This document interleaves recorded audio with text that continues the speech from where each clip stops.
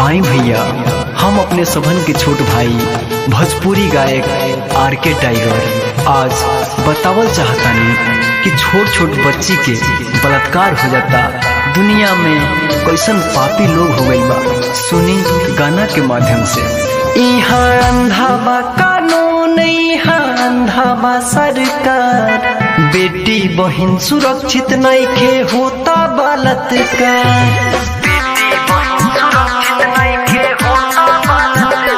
यहाँ अंधा बा कानून, यहाँ अंधा बा सरकार, बेटी बहन सुरक्षित नइखे होता बलात्कार। दिन दहाड़े अब होता काटमार, बेटी बहन सुरक्षित नइखे होता बलात्कार।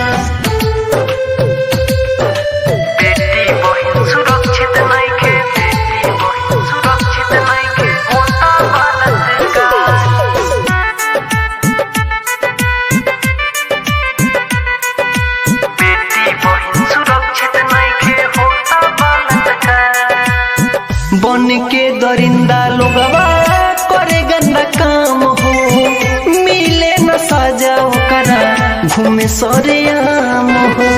बन के दरिंदा लोगवा करे गंदा काम हो, मिले न सजा ओकरा घूमे सरेआम हो।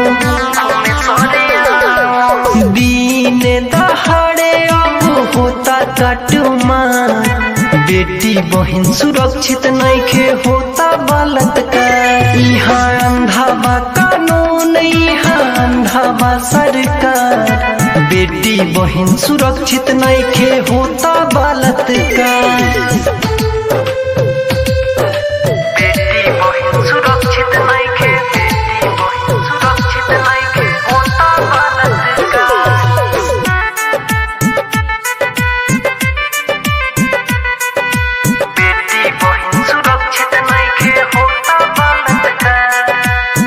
पुलिस प्रशासन बोले पैसा के बल पर, नेता लोग पार्टी करे अपना महल पर। पुलिस प्रशासन बोले पैसा के बल पर, नेता लोग पार्टी करे अपना महल पर।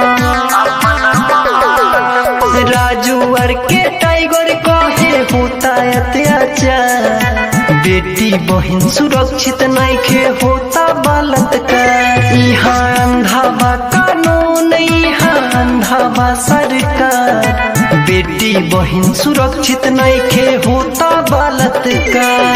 Recording by Lakshmi Studio.